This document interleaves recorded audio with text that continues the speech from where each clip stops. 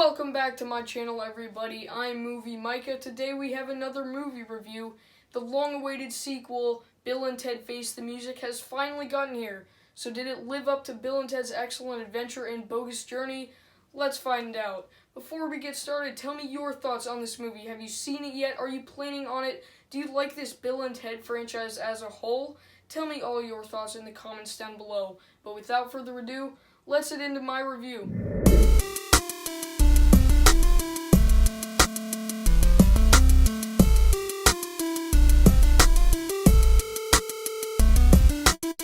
After Bill and Ted's excellent adventure and bogus journey, they still haven't written the song to bring harmony to the universe, and now they only have a day to write that song.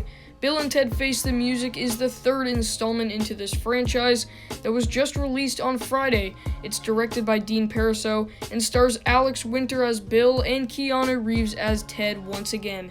This was the first Bill and Ted movie in a really long time, so let's find out if it worked out or not.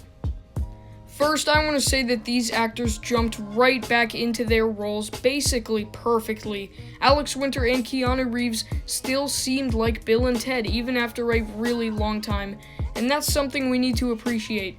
Next, I really liked the new characters that were added into this movie, like the daughters Billy and Thea.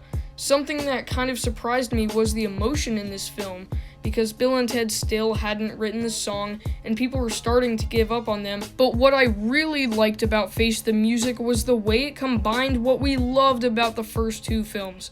We have the time travel stuff and meeting historical figures, which I always find entertaining in these movies, and they also have a little bit of the afterlife stuff and the character of death, who is always so funny.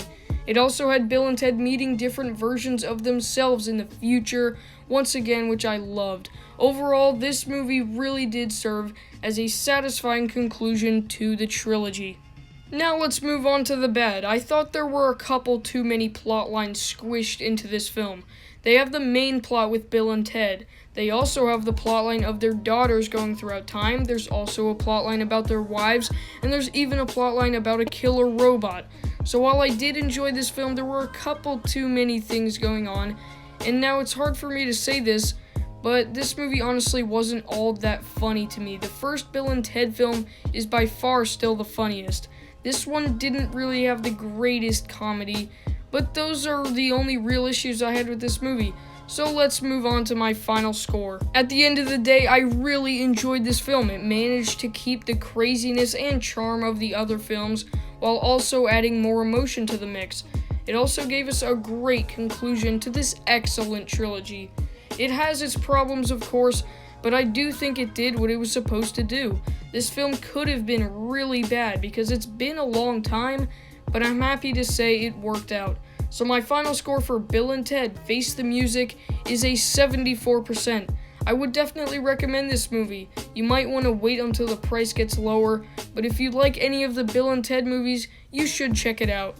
So thanks for watching my review of Bill and Ted Face the Music. If you enjoyed this video, make sure to click that like button and subscribe up here so you don't miss out on any more of my future movie reviews or any movie content like this. If you want to see more Bill and Ted content, make sure you're subscribed because I am ranking that franchise very soon. I will also be reviewing the new movie Tenet this week, so make sure you're subscribed. Also, you can check out my other movie reviews of 2020 right up here. Thanks for watching. This is Movie Micah signing off, and I'll see you next time.